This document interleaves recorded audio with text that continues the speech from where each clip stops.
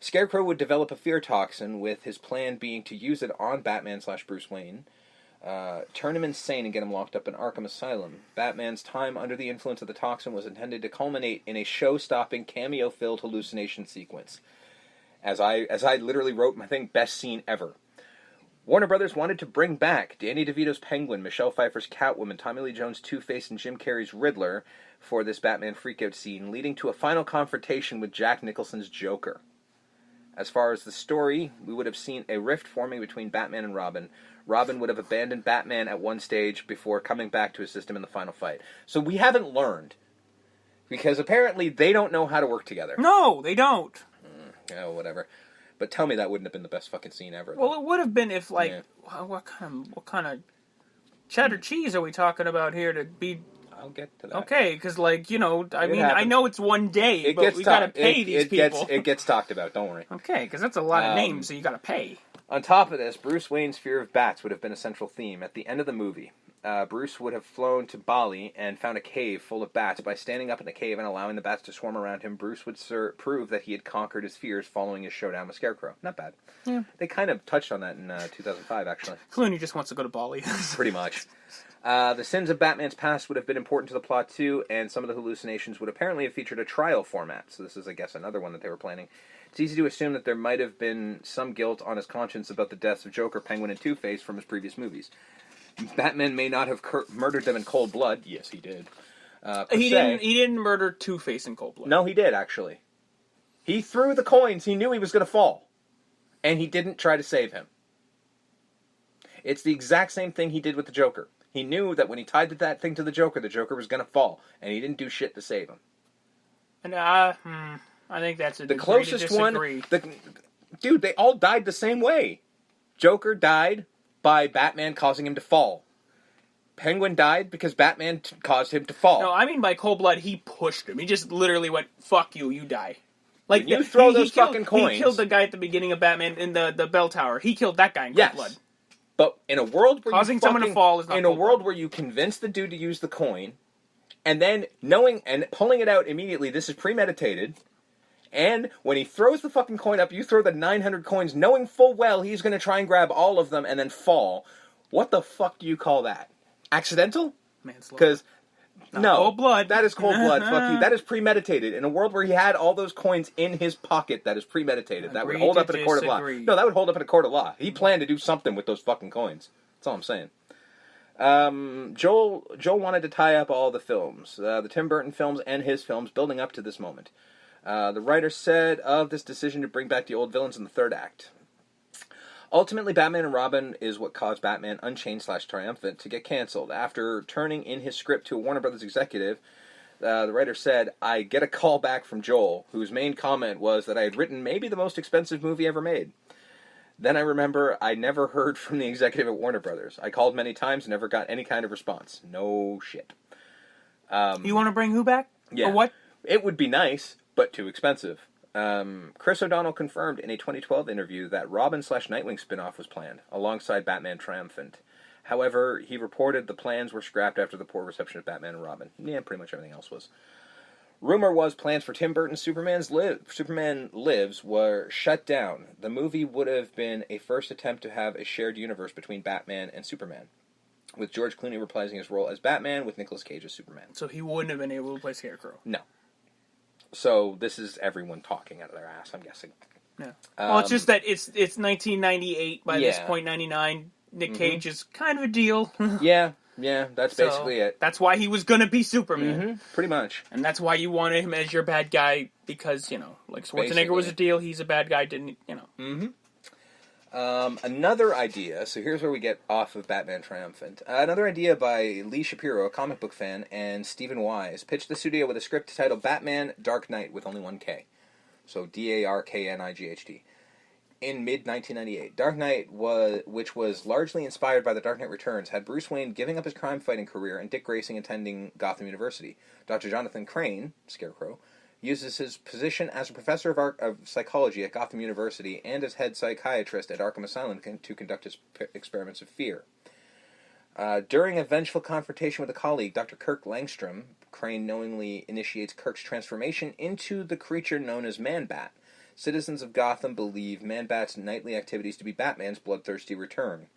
Bruce becomes Batman to clear his name and solve the mystery of the Man-Bat.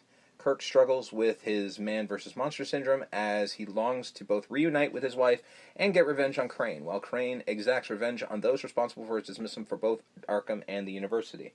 While encountering truths about his past, Warner Brothers decided not to move forward with the project and passed on Batman Dark Knight in favor of Year One with Darren Aronofsky, co-written by Frank Miller, the original author. I remember hearing about that, but I didn't hear much about it. Yeah. I remember hearing that somebody was working on it, and then that was it.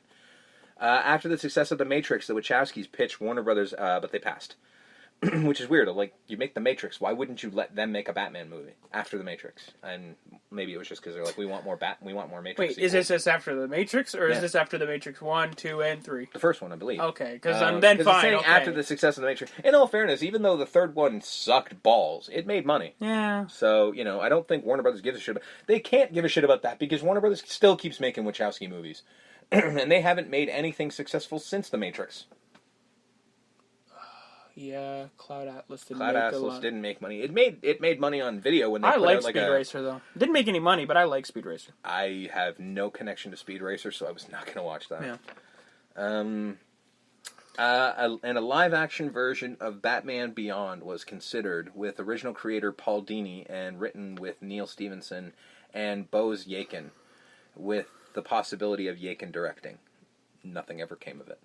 The franchise was eventually rebooted in 2005 with Batman Begins, leading off to the Which you Dark can Knight trilogy. argue is kind of a year one situation. A little bit, yeah. I mean, it's definitely his origin. And from what Triumphant and Knight, they went with Scarecrow. That was definitely going to be the next villain. Well, that was always That was always the easy way to go because he's a villain that's never been done, and he's very easy and cheap to accomplish. However, I'm not quite done yet because there's a couple facts of the franchise, but this is something that I've been teasing you that I have this book that I bought in 2004. It was before even Batman Begins came out. And it's a book called The Batman Filmography, which literally covers all of his live-action movies from 1943 to 1997. And one of the things that they comment on in Batman and Robin is that it's the exact same movie as Batman Forever. Like, it beat for beat is the same movie. Now, I'm just going to pick these at random and point out, yes, these are exactly how it goes. And I will start with the first one involving the actual film as soon as the credits are done. So Batman Forever, 1 minute 30 seconds. The Batmobile rises out of a sunken turntable. Batman and Robin, 2 minutes in. The Batmobile rises out of a sunken turntable. Let's go down. Batman Forever, 7 minutes and 15 seconds. Batman is locked up in a safe that is attached to Two-Face's helicopter and pulled into a skylight above Gotham City. Batman and Robin, 9 minutes 45 seconds. Batman is trapped in Mr. Freeze's rocket-powered capsule that launches into the sky above Gotham City. Let's go further down. Batman Forever, 24 minutes 45 seconds. The origin of Two-Face is shown via a television news video clip. Batman and Robin, 21 minutes. The origin of Mr. Freeze is shown via a security camera video clip. Going down, Batman Forever, 1 hour 40 minutes. The newly established team of Batman and Robin head off in separate Bat vehicles to confront the Riddler and Two-Face. Batman and Robin, 1 hour 42 minutes. The newly established team of Batman, Robin, and Batgirl head off in separate Bat vehicles to confront Mr. Freeze. Let's see. And Bane. And Bane, yes, but nobody cares. Bane is dispatched rather quickly. Batman Forever, 1 hour 55 minutes. Edward Nygma is shown incarcerated at Arkham Asylum, completely out of his mind, wearing dirty black and white striped prison clothes. Batman and Robin, 1 hour 56 minutes. Pamela Isley is shown incarcerated in Arkham Asylum, completely out of her mind, wearing dirty black and white striped prison clothes. I picked a few of those. He goes through the whole fucking film. It's 3 pages. He goes through the entire film. It is exactly the same movie, left and right. I just wanted to point that out because the first time I read that 10 years ago made me laugh, and this is how that goes. So, that being said, the last of my notes for the entire Batman franchise. We talked about it because Batman is never the focus of these movies. No. So I found on the internet a timeline as to how often he appears in these films. As Batman. Now, I've got them here. Have you seen them yet? No. What would you say has the least and what would you say has the most? And we'll see if you're right. The least is the first one. Okay. And the most... I almost want to say Batman Returns. Okay.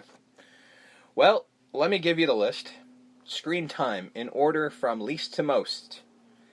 Batman and Robin, 20 minutes and 18 seconds out of 125 minutes, which equals to 16%. The next one, Batman Returns. 24 minutes and 37 seconds out of 126 minutes, which equals to 19%. Batman Forever. 25 minutes and 36 seconds with a total out of 122 minutes, which equals of 21%. And somehow, the most is Batman 1989 with 27 minutes and 31 seconds out of 126 minutes with 22%. Only 5 seconds less than the most screen time of any Batman film, which is The Dark Knight itself. Yeah. It doesn't seem like it, eh? No. Because everyone talks about how Batman's not in Batman 89 much, but he's in it more than any other Batman film. Is it just I mean, not 66, because that's not aren't fair. All these films, like, they vary in length, right? Yeah, but not by much. I mean, if you look at because, like, The Dark Knight shouldn't count, because The Dark Knight's 2.5 hours. Yeah. So there's just more screen time for him to be on screen as Batman. Dude, in all fairness, only 30 minutes. Yeah? Batman 89 is 1 hour and 26 minutes. Or, sorry, 126 minutes, which is 2 hours and 6 minutes. Okay. So, but I mean, like 24 minutes is the only extra. And that is the one, and in all fairness, The Dark Knight is the one with the most Batman screen time. Because it's the longest movie. Yes, but it's only 5 seconds more than Batman 89. Because that one, from what I found, was... Isn't Dark Knight 1 hour hours? is 27... Yeah, Dark Knight's... No, Dark Knight's only like 2 hours and 15, I think. Because Dark Knight Rises is 2.5. Okay. Rises was the longest one. It might have been like 2 hours and 20 minutes, so it literally might only be 15 minutes longer. So here we go, Batman and Robin. Mm-hmm. Suit up, look at them bat nipples, look at that bat butt. Yeah, we see some badass, and we see Bat Dick this time, too. Yeah, he's like, look at everything. And Joel Schumacher likes filming naked dudes. And just leaving that out there. Robin wants a car, because as established in Batman Forever, the first chicks dig the fucking car. Line out of 45-year-old fucking Robin is, I want a car. He's bitching in the first fucking line of this movie. You should know what you're getting by this point, asshole. If they were making a real Batman in 66, they would have both fit in the car. Yeah, but we don't live in that world anymore, where the Batmobile can fit 2 people now. Yeah. And it looks as penisy as the last one. So Batman takes off in his car. Robin gets a cycle. Here's what I don't understand. Did Batman slow down? Because Batman takes off in the fucking car. And it takes, half an hour for the fucking Bat bike, the Robin bike, to fucking open up and spit out of its little weird thing. And then he gets on it and tells Alfred, don't wait up. And he's like, I'll cancel the pizzas. I'm like, didn't you assholes know you were going on patrol? All right, whatever. Also, you're not ordering pizzas to Wayne Manor. No. And at the same time, he also, Alfred, sort of clutches himself and kind of looks like he's jerking off, but really he's just leaning against something because something's not right. And then they go down the longest hallway in human history to get to Gotham City, and somehow Robin catches up. That's a bike, I don't know. Yeah, but bike might be it's the fucking Batmobile. And it only has room for one human, so fat-ass, supposedly, George Clooney is not weighing this thing down, so I got nothing.